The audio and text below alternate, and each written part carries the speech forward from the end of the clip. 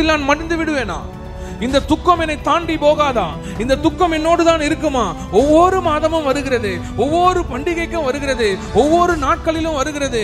அநேகர் கேள்வி கேட்கிறாங்க, எங்க உறவினர் கேட்கிறாங்க, சுத்தி இருக்கிறவங்க கேட்கிறாங்க. தொடர்ந்து இந்த துக்கம் என்னை துயரப்படுத்தி கொண்டே இங்க நிறைய துக்கத்துக்குள்ள இந்த மாசம் ஆரம்பிக்கும் போதே நீங்க காணப்படலாம். மரிச்சிட்டேன்னு உலகம் சொல்லலாம், முடிஞ்சிருச்சுன்னு உலகம் சொல்லலாம், இது அவ்வளவுதான உலகம் சொல்லலாம். ஆண்டவர் சொல்றாரு, எங்க முடிஞ்சதோ அங்கதான் துவக்கத்தை நான் தர போகிறேன். எங்க எண்டு நினைக்கிறேன் அங்கதான் உனக்கு பிகினிங், எங்க முடிஞ்சு நினைக்கிறோம் அங்கதான் ஆரம்பம். மனம் கசந்து அழுது அவர் சமூகத்துல முழங்கால் படியிடுங்க. கர்த்தர் செய்ய போகிற காரியம் உங்க வாழ்க்கையில பயங்கரமா இருக்கும். ஆண்டவரே, இந்த பாரம் என்னை ஆழ்த்தி கொண்டிருக்கிறது, இந்த கஷ்டம் என்னை ஆழ்த்தி கொண்டிருக்கிறது, இந்த துக்கம் என்னை நடத்த எனக்கு ரெகுலர் வாழ்க்கையே போகல. எதை செஞ்சாலும் இந்த துக்கம் என் கண்ணுக்கு முன்னாடி நிக்குது, என் வாழ்க்கைக்கு முன்னாடி இருக்குது. என் பிரச்சனை எனக்கு முன்னாடி எப்பொழுதும் நிக்குது. என் பிரச்சனையை நான் சொல்லி கூட அழ முடியல. என் கணவன் கூட நிக்கிறாரு, என் பிள்ளைகள் கூட நிக்கிறாங்க, ஆனாலும் இந்த துக்கம், இந்த சாபம் என்னை விட்டு போகவில்லை என்று யோசிப்பாயானால் ஆண்டவர் சொல்றாரு, நான் உன் துக்கத்தை மாற்றுவேன். I will transform into joy. I will transform into happiness.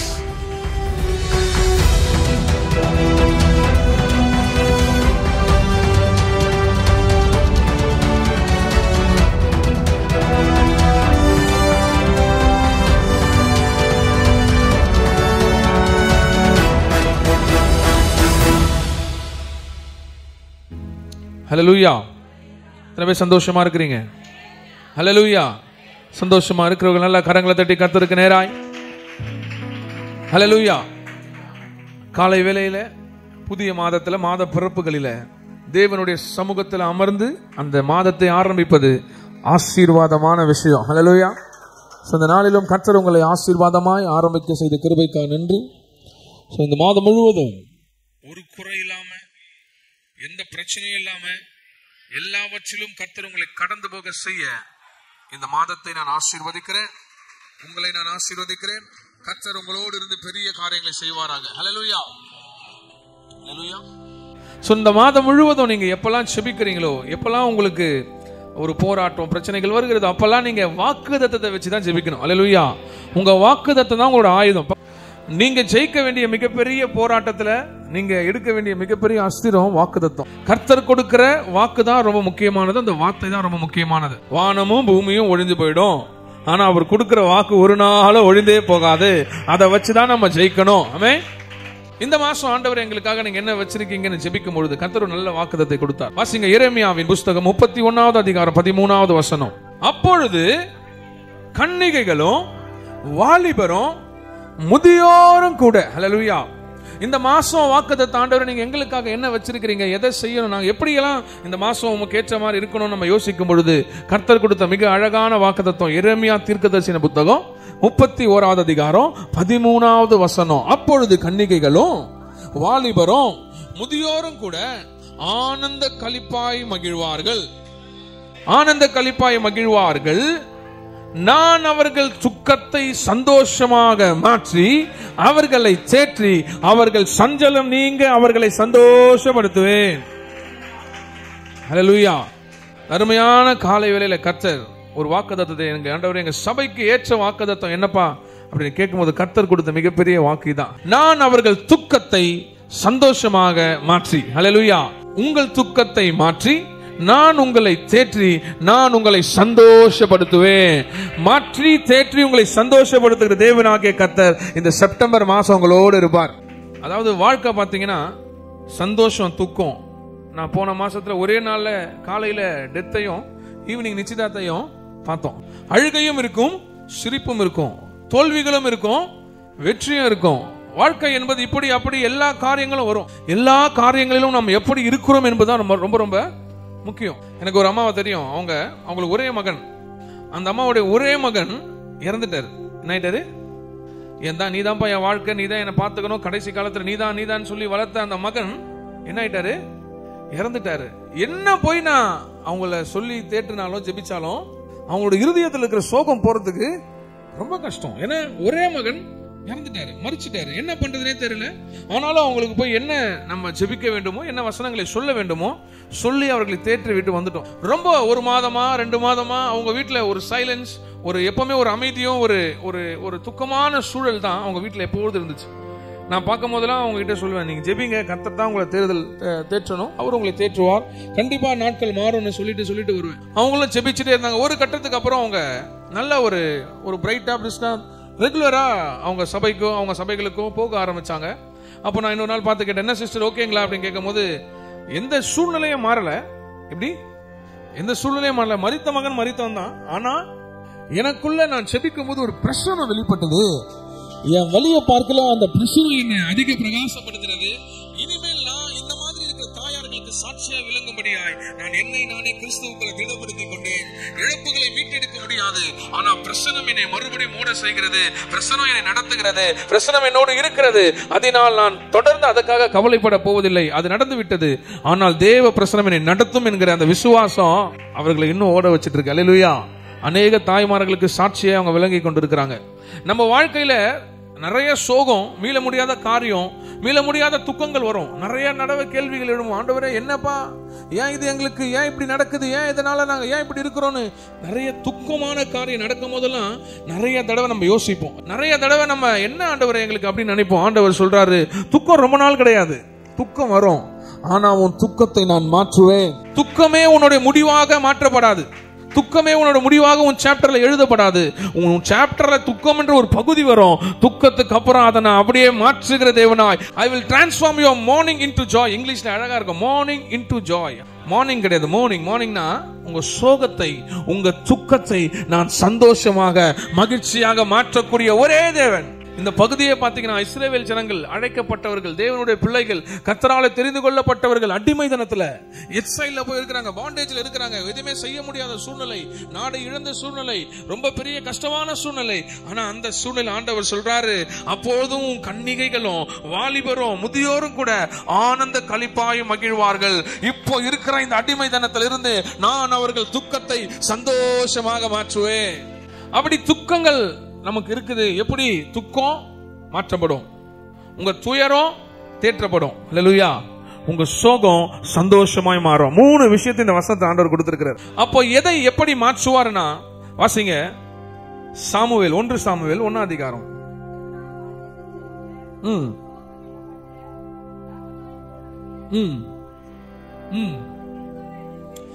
Elkanah என்று ஒருத்தர் இருந்தார். வாசிங்க.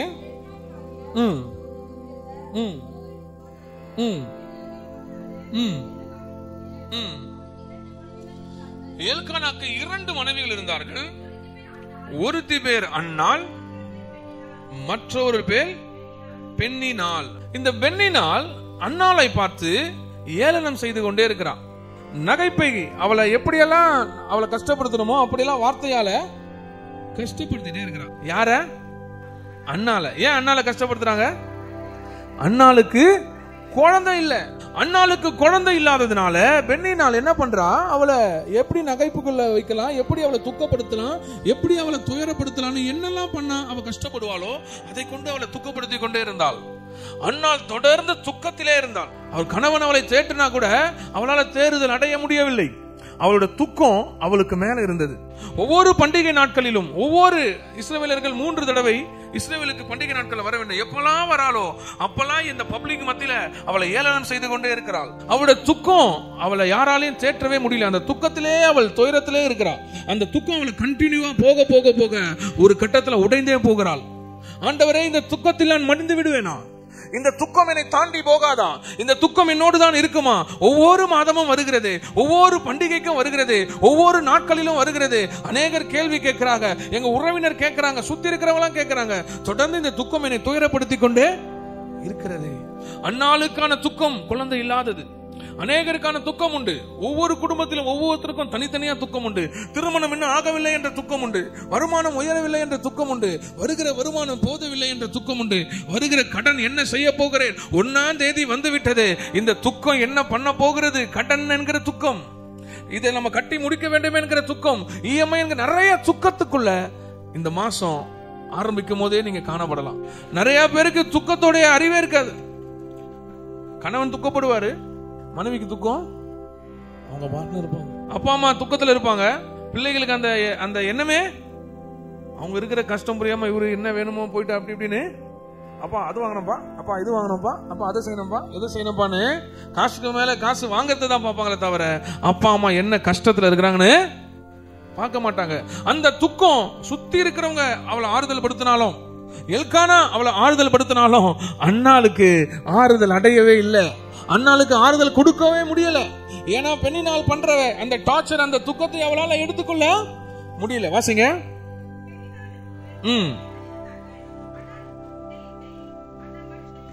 6ஆம் வசனம்.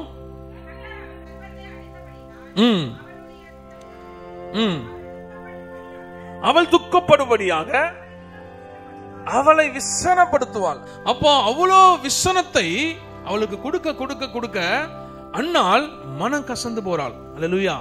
அன்னாள் மனம் கசந்து போறா. வாசிங்க 10ஆவது வசனம்.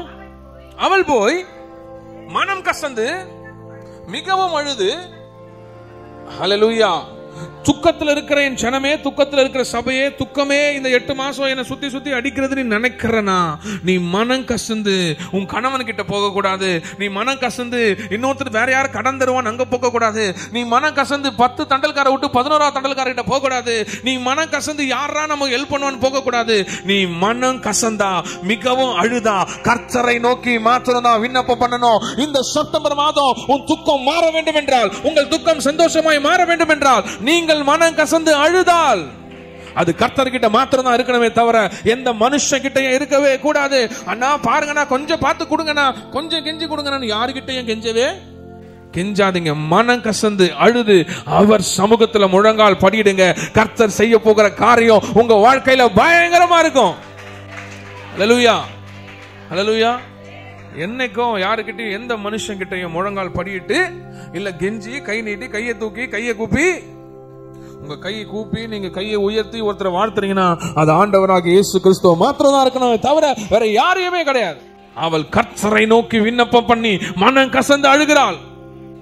ஆண்டவரே, இந்த பாரம் என்னை ஆழ்த்தி கொண்டிருக்கிறது, இந்த கஷ்டம் என்னை ஆழ்த்தி கொண்டிருக்கிறது, இந்த துக்கம் என்னை நடத்த எனக்கு ரெகுலர் வாழ்க்கையே போகல. எதை செஞ்சாலும் இந்த துக்கம் என் கண்ணுக்கு முன்னாடி நிக்குது, என் வாழ்க்கைக்கு முன்னாடி இருக்குது. என் பிரச்சனை எனக்கு முன்னாடி எப்பொழுதும் நிக்குது. என் பிரச்சனையை நான் சொல்லி கூட அழ முடியல. என் கணவன் கூட நிக்கிறாரு, என் பிள்ளைகள் கூட நிக்கிறாங்க, ஆனாலும் இந்த துக்கம், இந்த சாபம் என்னை விட்டு போகவில்லை என்று யோசிப்பாயானால் ஆண்டவர் சொல்றாரு, நான் உன் துக்கத்தை மாற்றுவேன். I will transform into joy. I will transform into happiness. I will turn into happiness. I will turn into joy. உங்க மார்னிங்க ஜாயா மாத்துவார். ஹல்லேலூயா. வாசிங்க. தேவரீர் உம்முடைய அடியாளின் சிறுமையை கண்ணோக்கி பார்த்து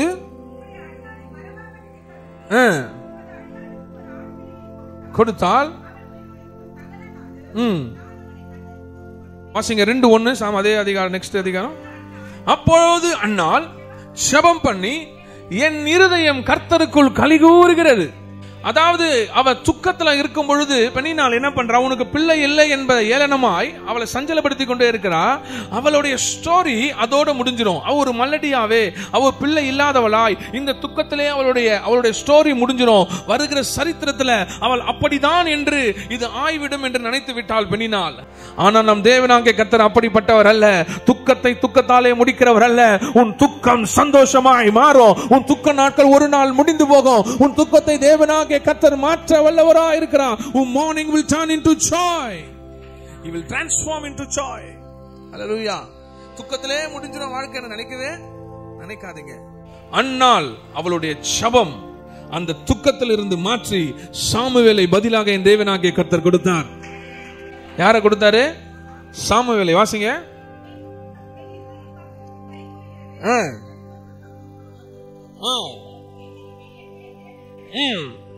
உம்முடைய ரட்சிப்பினாலே சந்தோஷப்படுகிறேன். கொம்பு உயராத கொம்பாயிருந்த அன்னாள் என் தேவனாகிய கர்த்தர் கேட்டவுடனே, அவள் ஜெபத்தை கேட்டவுடனே மனம் கசந்து அழுது விண்ணப்பம் பண்ணினாள். அந்த ஜெபத்தை கேட்டவுடனே சாமுவேலை பதிலாக கொடுக்கிறார். சாமுவேல் என்றால் தேவன் ஜெபத்தை கேட்டார் என்று அர்த்தம். தேவன் ஜெபத்தை கேட்டார், பதிலாக சாமுவேலை கொடுத்தார். ஹல்லேலூயா. அன்னாளுடைய துக்கத்தை மாற்றி சாமுவேலை தந்தார் என் தேவனாகிய கர்த்தர். இந்த அருமையான காலை வேளையில உங்களுக்கு என்ன துக்கமா இருக்கிறதோ, எது பதிலாய் நீங்க விரும்புறீங்களோ அதை விட பெரிய பதிலை என் தேவனாகிய கர்த்தர் சந்தோஷமாய் உங்களுக்கு இந்த செப்டம்பர் மாசம் தருவாரு. நல்லா கையை தட்டி உற்சாகமாய் ஹல்லேலூயா.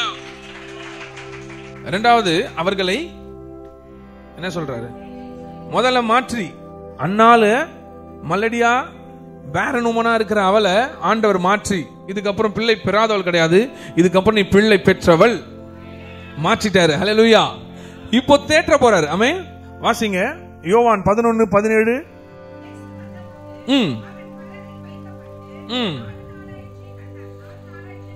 4 நாள் ஆயிடுச்சு. எத்தனை நாள் ஆயிடுச்சு? 4 நாள் ஆயிடுச்சு. யாரு உள்ள? யாரு போனா? லாசரு போனாரு. சாப்பிட போனாரா? ஜோமன போனாரா? தொழுதுக்குள்ள போனாரா? செத்து போனாரு. ஹல்லேலூயா. மரித்து போய்விட்டான் லாசரு. கல்லறையில போட்டாங்க. வாசிங்க.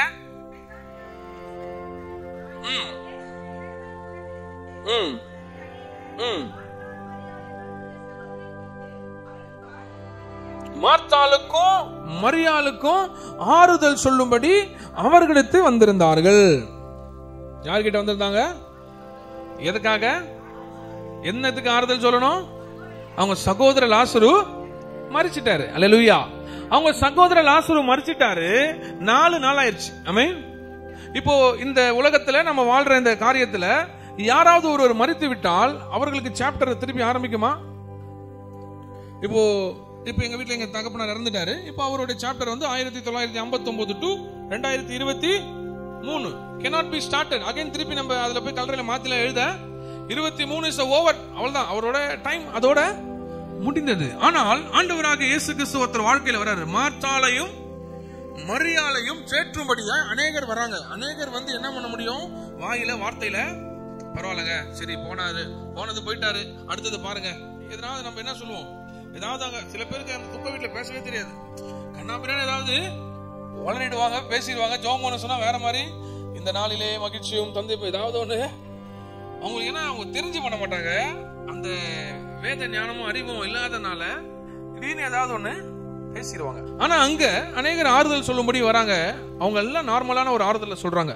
இங்க ஆண்டவராகிய இயேசு கிறிஸ்து வருகிறார் என்று மார்த்தாள் கேள்விப்பட்ட போது அவருக்கு எதிர்கொண்டு போனால், மரியாளோ வீட்டிலே உட்கார்ந்திருந்தால், ஆண்டவரே நீங்க எங்களுக்கு எவ்வளவு க்ளோஸ், நீங்க எவ்வளவு நெருக்கமானவர், என் சகோதரனுக்கு நெருக்கமானவர். நீங்க எப்பெல்லாம் வரீங்களோ அப்பெல்லாம் உங்களுக்கு உணவுகளை ஆயத்தம் பண்ணுவோம், எங்க வீட்டை திறந்து கொடுப்போம். ஊழியத்துக்கு பிரயோஜனமா இருக்கிற எங்க வீட்டுல ஒரு மரணம் நிகழ்ந்து விட்டது. 2 மைலுக்கு அப்பால் பட்டுதான் நீங்க இருந்தீங்க. நீங்க நினைச்சிருந்தா வந்திருக்கலாம். இந்த உலகத்துல எவ்வளவோ அற்புதங்கள், அதிசயங்கள், எத்தனையோ பேருக்கு கண்கள் திறக்கப்படுகிறது, அநேக காரியத்தை செய்றீங்க. ஆனா என் சகோதரன் மரிச்சிட்டான்னு சொன்னமே, நீங்க வந்து கூட பார்க்கல. நீங்க நினைச்சிருந்தா அங்க இருந்து ஒரு வார்த்தை சொல்லியிருந்தாலே என் சகோதரன் படைச்சிருப்பானே. ஏன் இப்படி பண்றீங்கன்னு எதிர்கொண்டு போறாள். எப்படி போறா? எதிர்கொண்டு போய் கேட்கறா. இப்போது நீங்க ஒருவேளை இங்க இருந்திருந்தீங்கன்னா என் சகோதரன் மரித்திருக்க மாட்டானே. வாசிங்க.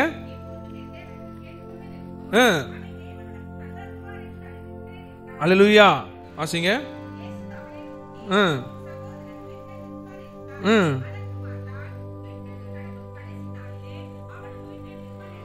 அல்லேலூயா. தேவன் சொல்றாரு, இயேசு கிறிஸ்து சொல்றாரு, உன் சகோதரன் உயிரோடு எழுந்திருப்பான், டோன்ட் வரி அப்படின்றாரு. ஆனா அதுக்கு சகோதரி மாதிரி தான் தெரியல. நம்ம நறுக்குன்னு ஆண்டவர்கிட்டே பேசுவோம், மத்தவங்க கிட்ட பேசுறது வேற, கர்த்தர்கிட்டயே பேசுவோம். என்ன பேசுறாங்க எங்களுக்கு தெரியும். கடைசி நாள்ல நீங்க வரும்பொழுது மறுபடியும் அந்த உயிர்த்தெழுத நாள்ல ஒரு உயிர்த்திருப்போம், அதை பத்தி நாங்க கேட்கல, நீங்க முன்னாடியே வர வேண்டியதானே ஆண்டவரேன்னு கேக்குறாங்க. வாசிங்க. ஹல்லேலூயா. அவருடைய தேர்தல் இப்படிதாங்க இருக்கும். நீங்க உங்களுடைய கம்ஃபர்ட்னஸ், நீங்க போயிட்டு உங்களுடைய கஷ்டத்திலையும் கவலையில யார்கிட்டயாவது கொட்டினீங்கன்னா அவங்க உங்களுக்கு ஒரு ஆறுதல் கொடுவாங்களே, அந்த ஆறுதல் உங்களுக்கு ஆறுதலா இருக்காது.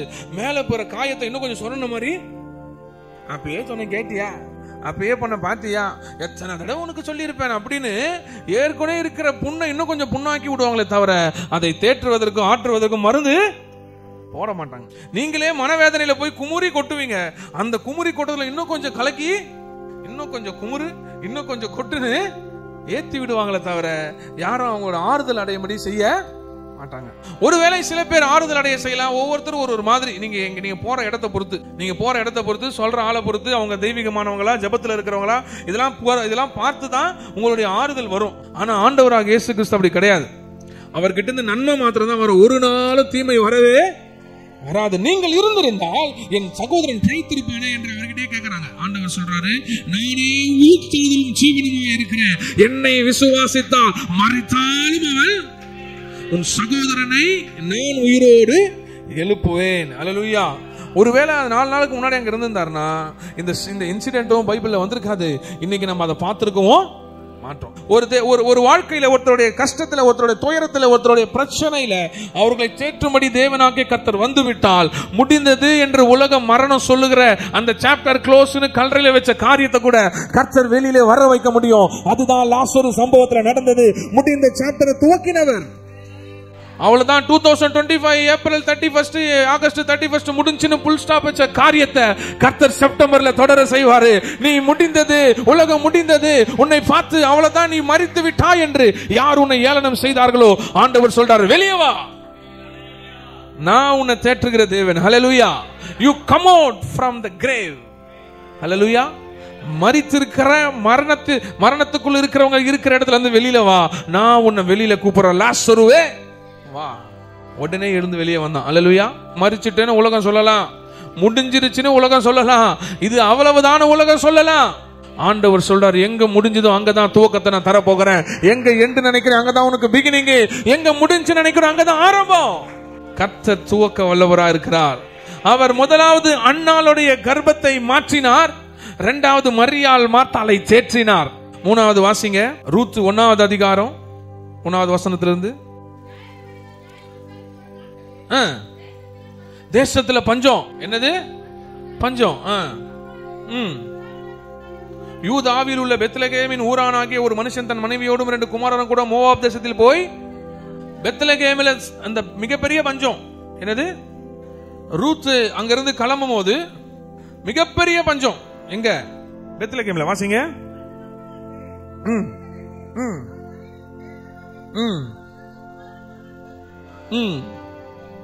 அல்லேலூயா. நகோமிக்கு 2 மருமகள் இருந்தாங்க. அந்த மருமகள் பேர் தான் ரூத். அல்லேலூயா. இந்த மோவாப் தேசத்தை ஆகிய இந்த ரூத்தை பத்தி பெரிய ஸ்டோரி இருக்கு. அது பின்னாட்கள்ல பார்க்கலாம். இப்ப நம்ம பார்க்க வேண்டியது மிக முக்கியமான ஒரு கிளீன் சப்ஜெக்ட். அல்லேலூயா. என்னன்னா இந்த நகோமி ரூத்துடைய காரியம். வாசிங்க 20வது வசனம். அதற்கு அவள், நீங்கள் என்னை நகோமி என்று சொல்லாமல். நகோமி என்றால் இன்பமானவள். நகோமி என்றால் இன்பமானவள். ஆனா ஒரு பெரிய பஞ்சத்திலிருந்து, பெத்லகேமில் இருந்து நாங்க வந்துட்டோம். என் புருஷனும் இறந்துட்டாரு, என்னோட 2 இறந்துட்டாங்க, நீங்க மாத்திரம் என் கூட எதுக்கு இருக்கிறீங்க? என்ன தயவு செய்து நகோமின்னு. அல்லேலூயா. சஞ்சலம், துக்கம், துயரம், பயங்கரமான துக்கம். ஏன்னா இழப்பு. தான் நம்பி இருந்தவர்கள் இழந்து விட்டார்கள். தன்னை இதுக்கப்புறம் காப்பாத்தவங்க நம்பி யார் அவர்களுக்கு பிறந்தார்களோ அவரும் மரித்து விட்டார்கள். இப்ப இருப்பது 2 மருமகள்கள் தான். இவர்களை வைத்து விட்டு என்ன பண்ண போறோம்? அதனால நீங்க என்ன நம்பி வந்துட்டீங்க. 2 பேரையும் பார்த்து சொல்றாங்க, ஓர்பாலையும் ரூத்தையும் பார்த்து சொல்றாங்க, என்ன நம்பி வந்துட்டீங்க, ஆனா நீங்க என்ன தயவு செய்து நகோமின்னு. நகோமி என்றால் இன்பமானவள். என்ன நகோமி என்று கூப்பிடாதீங்க, மாறாக மாறாள் என்று கூப்பிடுங்க. மாறானா கசப்பு. அல்லேலூயா. மாறா என்றால் கசப்பு. நான் இன்பமானவள் என்ற பெயரை மாற்றி நான் மாறாள் என்று வைத்துக் கொள்கிறேன். ஏனால் என் வாழ்க்கையில பெயர்ல மாத்திரம் தான் இன்பம். என் வாழ்க்கையில் நடப்பது எதுவுமே, எங்க போனாலும் பஞ்சம், எல்லாவற்றிலும் இழப்பு, எல்லாவற்றிலும் பிரச்சனை, எங்க பார்த்தாலும் எங்களுக்கு வெறும் கசப்பு மாத்திரம் தான் இருக்குது. அதனால என் பெயரையே நான் மாறாள்னு மாத்திக்கிறேன்னு சொல்றான். அப்போ நகோமி மாறா என்று மாற்றிக்கொள்ள அளவுக்கு கசப்பை தன் வாழ்க்கையில சுமந்து கொண்டு போகிறாள். ஆனா ஆண்டவர் பார்க்கிறாரு, நகோமி நீ இன்பமானவள் என்று உனக்கு பெயர் வச்சிருக்கிறேன், நீ கசப்பு கசப்புன்னு நீயே சொல்லிக்கிற. இந்த கசப்பெல்லாம் நிரந்தரமானது கிடையாது. இப்போ கொஞ்ச நாளைக்கு தான் அது பார்க்கிறதுக்கு நிரந்தரம் போல தெரியும். உன் கசப்பை நான் மாற்றுவேன். நீ யாரை வைத்திருக்கிறாயோ, உன்னை நம்பி யார் வந்திருக்கிறாளோ அந்த ரூத்துக்கு ஒரு மகனை நான் கொடுப்பேன். அந்த மகன் மூலமா ராஜாக்கள் எழும்புவார்கள். அது ராஜாக்கள் மாத்திரமல்ல, இயேசு கிறிஸ்துவே அதே லீனேஜ்ல தான் பிறக்கும்படி நான் செய்வேன். நீ டோன்ட் வரி, யூ நெவர் வரி அபௌட் யுவர். உன்னோட கசப்பை குறித்து நீ வரி பண்ணாத.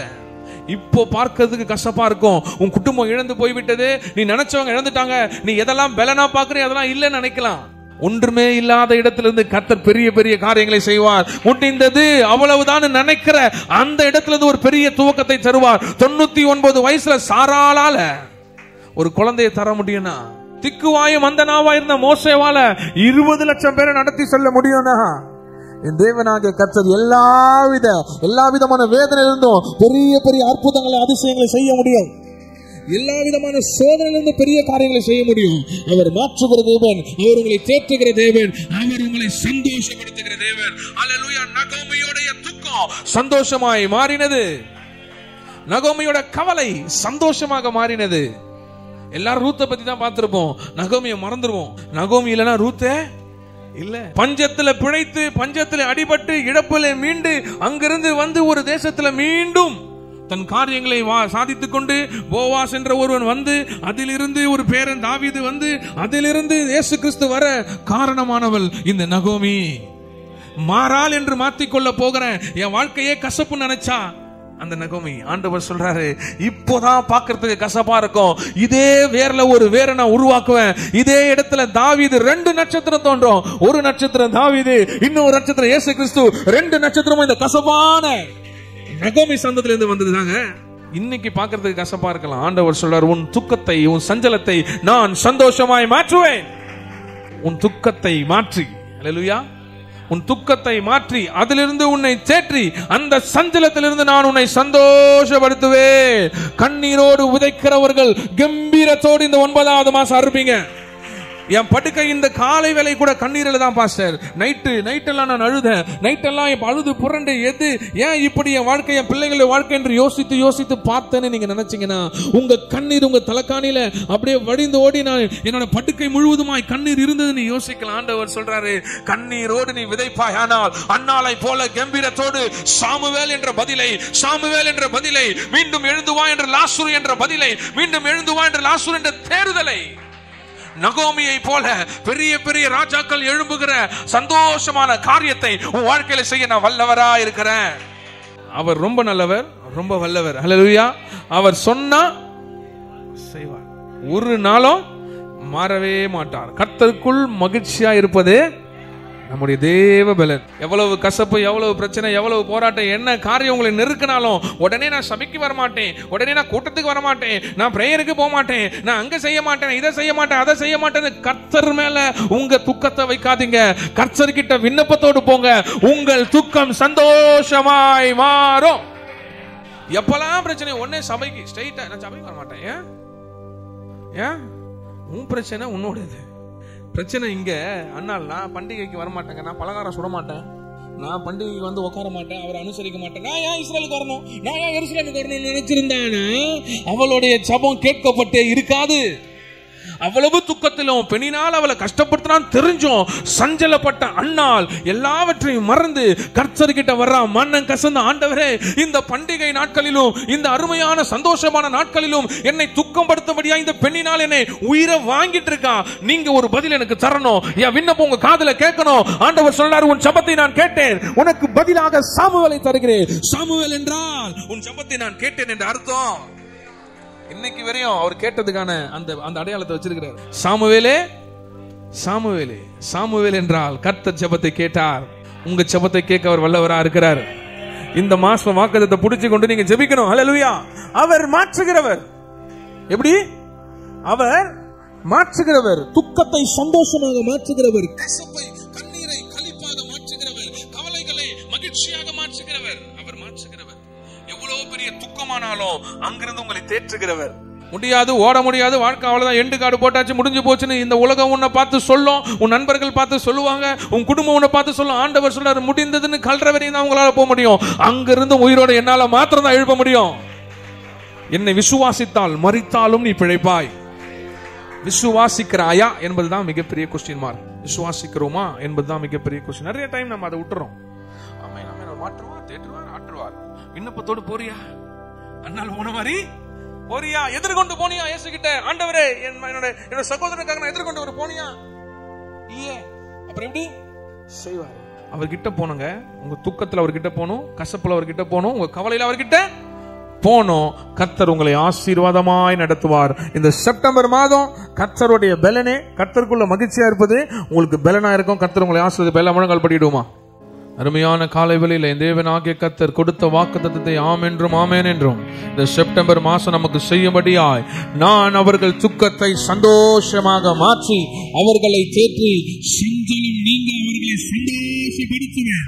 அவர் மாற்றுகிற தேவன், முடியாததை மாற்றுகிற தேவன், பள்ளத்தாக்கிலே உங்களை தேற்றுகிற தேவன்.